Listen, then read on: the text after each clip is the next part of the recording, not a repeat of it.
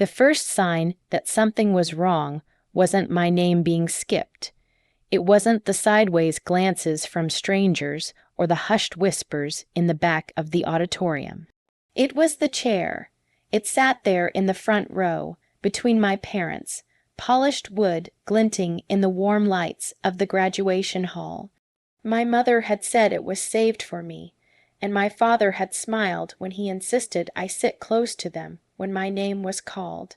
"We want to see it," he had said every proud moment. I had believed them, and I had believed in the happiness that came with their words.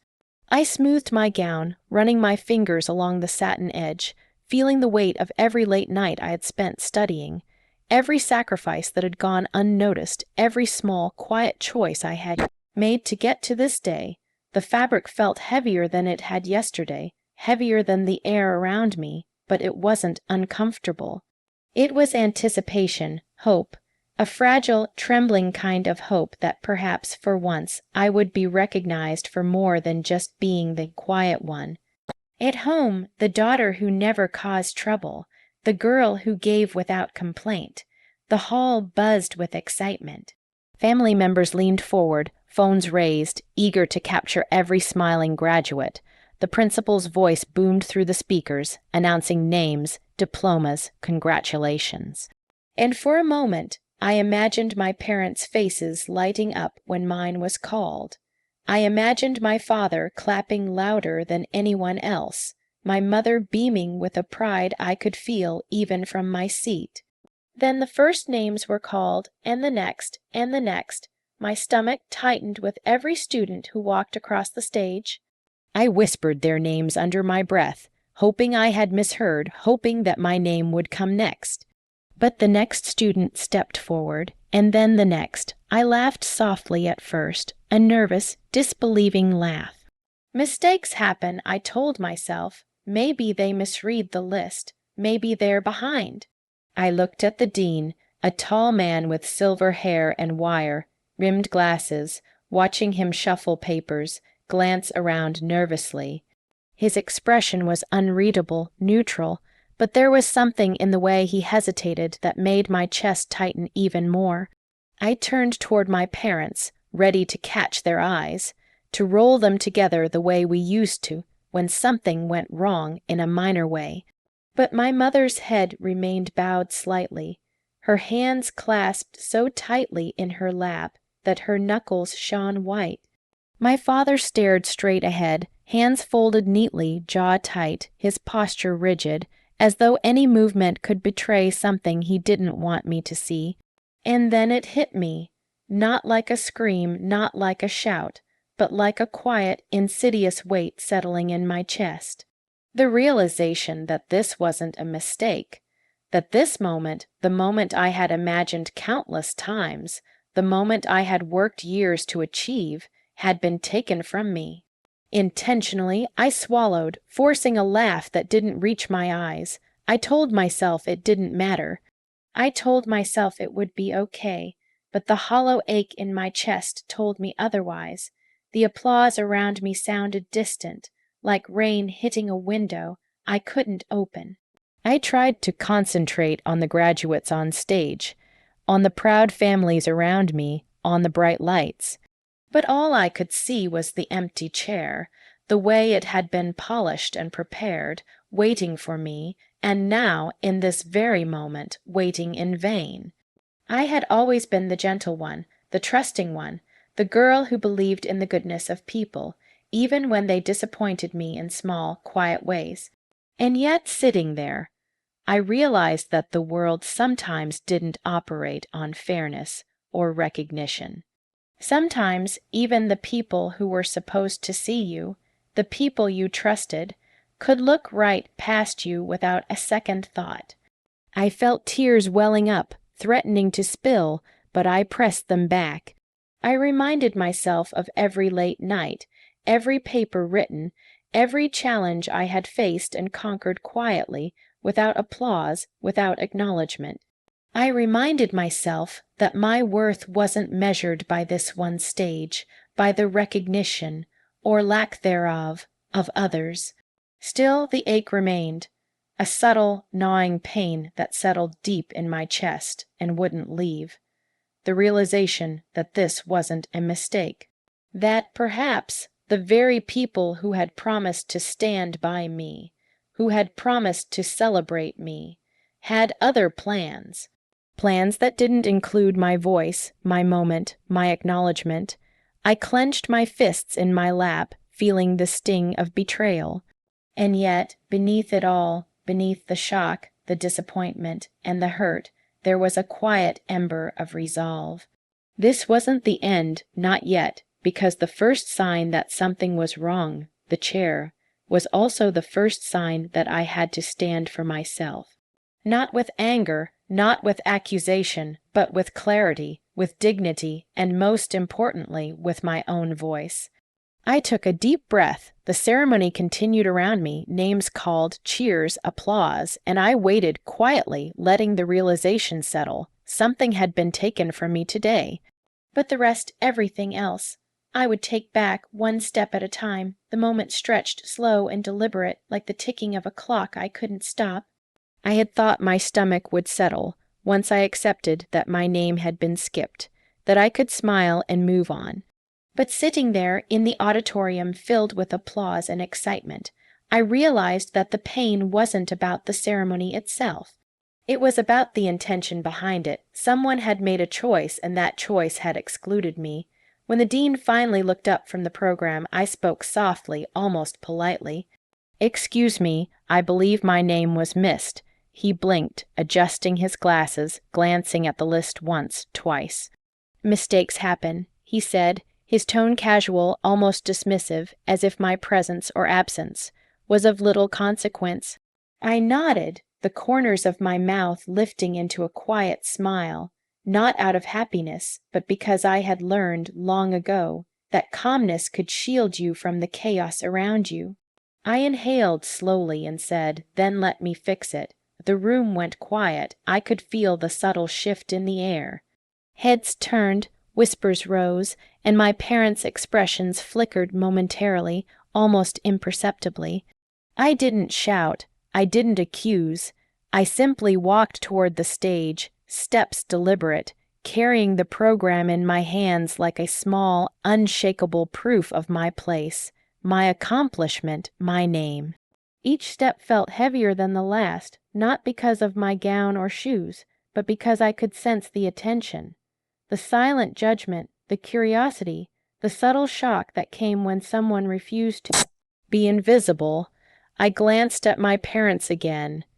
My mother's hand touched the dean's arm as he spoke in low tones. My father's posture stiffened, as though he were trying to disappear into his own seat. And then it hit me. This wasn't an accident. Not really. Later, in the quiet hours after the ceremony, I replayed the events in my mind.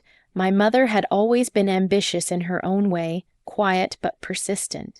She volunteered. She made connections. She asked favors, small things, invisible things, until they added up. Could it be that this had been her doing, that my absence had been orchestrated for reasons beyond my understanding?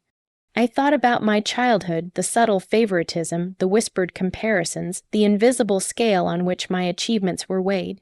My younger cousin had always been the fragile one, the one everyone fussed over, protected, coddled.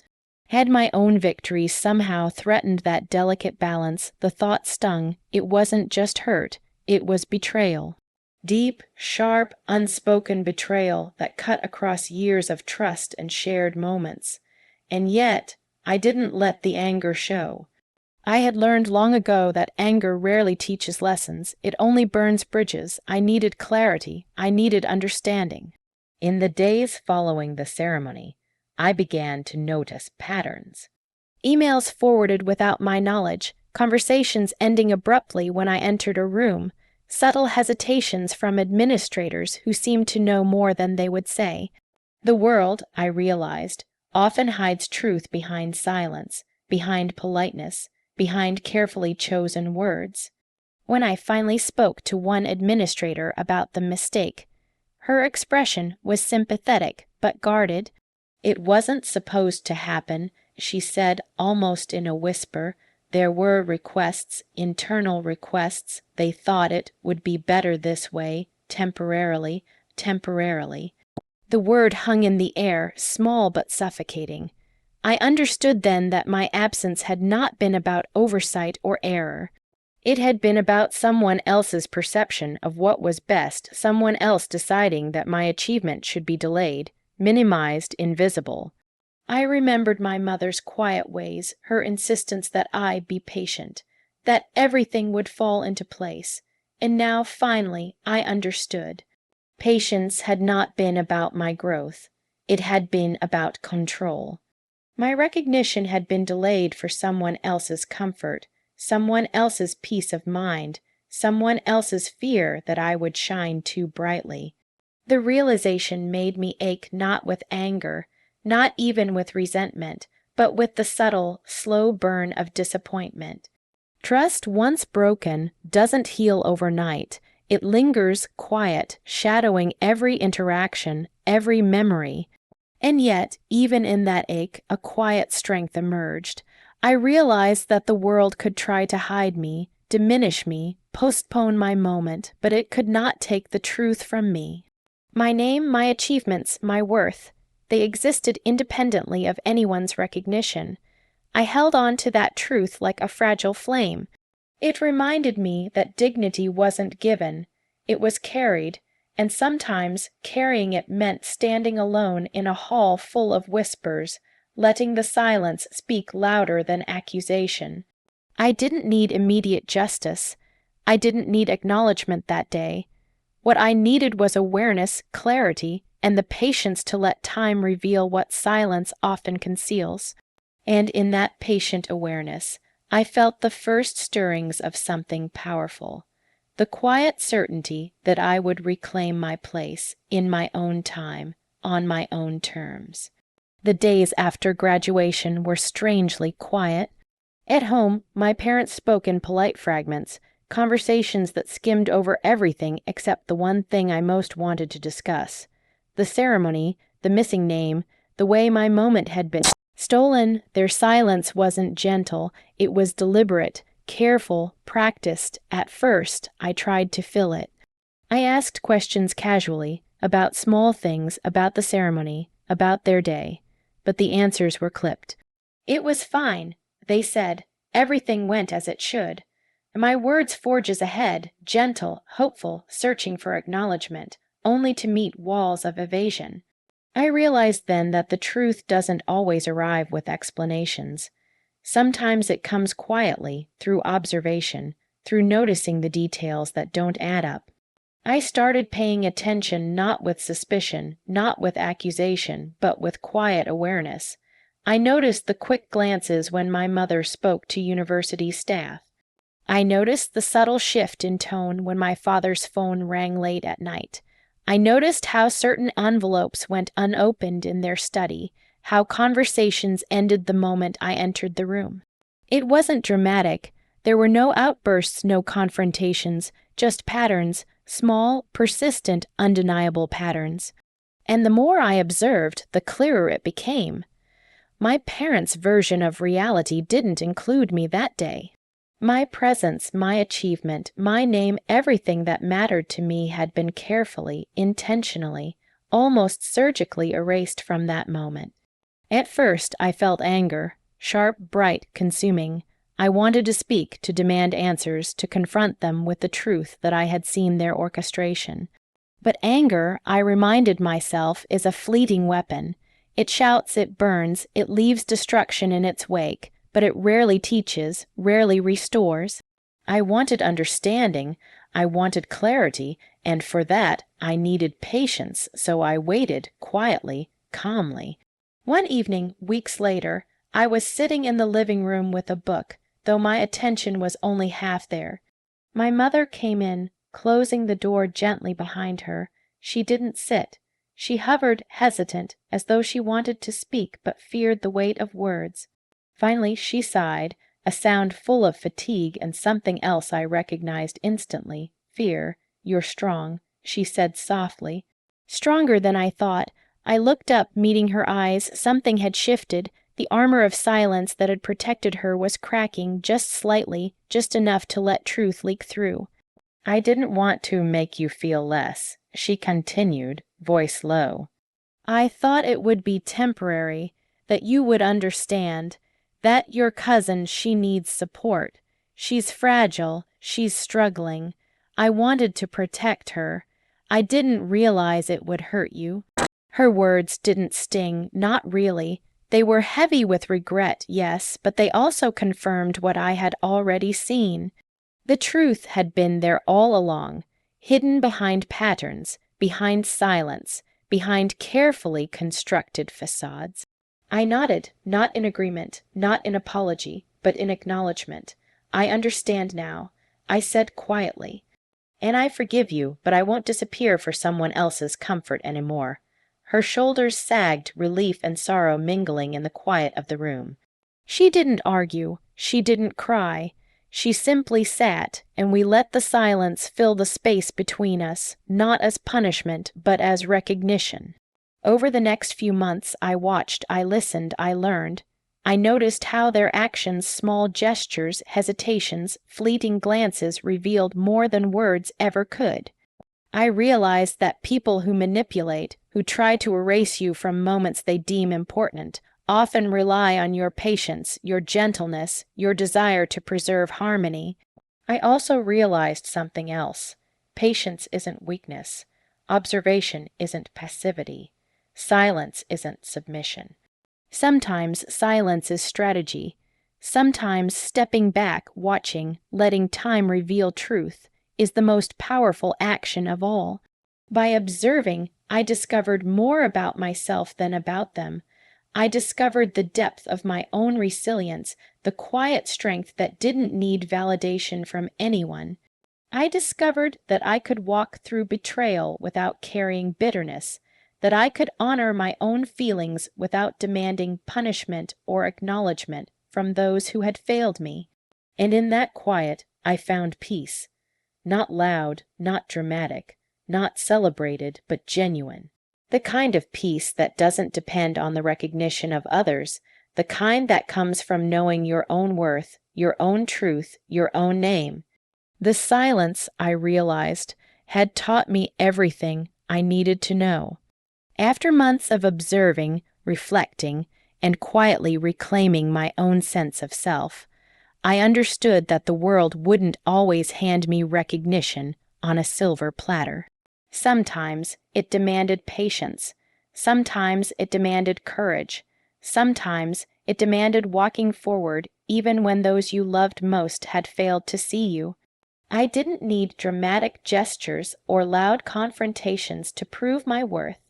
What I needed was acknowledgement of my own existence, my own accomplishments, and my right to hold space in a world that sometimes tried to shrink me. I began by reclaiming small things. I framed my diploma and placed it on the hallway table, right where anyone who entered would see it. Not for them, but for me. Each time I walked past it, I felt a quiet surge of pride. Not the pride that seeks approval, but the kind that settles deep in your chest like a warm ember that no one can extinguish. I started to speak up in subtle ways. When conversations skirted around my achievements or minimized my voice, I didn't argue. I didn't demand recognition. I simply asserted my presence with calm confidence. I learned that the power of dignity is not in confrontation, but in the quiet consistency of self-respect. One afternoon, a few weeks later, I attended a small ceremony at my university. It wasn't public, wasn't recorded, and wasn't meant to impress anyone. Just a handful of professors who knew the truth, who had observed the oversight, and who genuinely wanted to celebrate what I had accomplished. When my name was called, it felt different this time, clear, full, spoken with care and pride. I walked across the stage slowly, feeling the weight of every year, every effort, every quiet moment of persistence that had brought me here. The applause wasn't thunderous, but it didn't need to be. I didn't need validation from a crowd. I needed to know, finally, that my place in the world was real, and that no one could take it from me. Not by silence, not by omission, not by the misguided intentions of those who thought they were protecting me. Afterwards, I returned home. My parents were there, quiet, watching, as if waiting for me to speak first, and I did. Not with anger, not with blame, not with dramatic revelations. I simply said, "I forgive you." But I won't let anyone erase me for the sake of someone else's comfort again. They didn't respond immediately. They didn't need to. My words carried the weight of everything I had learned. Awareness, the patience, the calm assertion of my own worth. For the first time, I felt the space between us shift, not entirely healed, but honest, not entirely reconciled, but grounded in reality, rather than pretense. In the weeks that followed, I noticed a subtle change in our interactions. My parents no longer avoided conversations about my achievements. They didn't overcompensate or apologize excessively. They simply acknowledged my presence, and I acknowledged theirs. It wasn't perfect, it wasn't dramatic, but it was real. Through this process, I realized a profound truth. The measure of a person's strength is not in how loudly they assert themselves, but in how quietly they hold their dignity when others fail to recognize it. True emotional power comes from understanding your own worth and refusing to let betrayal or omission diminish it. I also learned that boundaries are essential. The kindness and patience that once allowed me to forgive easily became tools to protect myself. I didn't allow myself to be erased again. I didn't allow silence to define me. I didn't let someone else's fear or insecurity dictate my value. And most importantly, I found peace. Quiet, steady, undeniable peace. The kind that isn't dependent on applause, acknowledgement, or validation from others. The kind that grows from knowing your name, your achievements, and your right. Exist fully and unapologetically. Looking back, the empty chair at graduation no longer feels like a wound. It feels like a teacher, a reminder that life will sometimes deny you recognition, that those closest to you may act in ways that hurt, that patience, observation, and quiet strength are often more powerful than confrontation or revenge. I learned that justice doesn't always roar. Sometimes it whispers in the quiet moments when you choose yourself over resentment, self-respect over retaliation, and inner peace over the need to be right. I smile now when I think about that day. Not because it was perfect, not because anyone saw me, but because I saw myself. I know my worth, I know my name, and I know that no one, not even the people who should have been proudest, can ever take that from me. I have walked forward with my name intact, and in doing so, I have discovered the quiet, enduring strength that comes from honoring yourself above all else.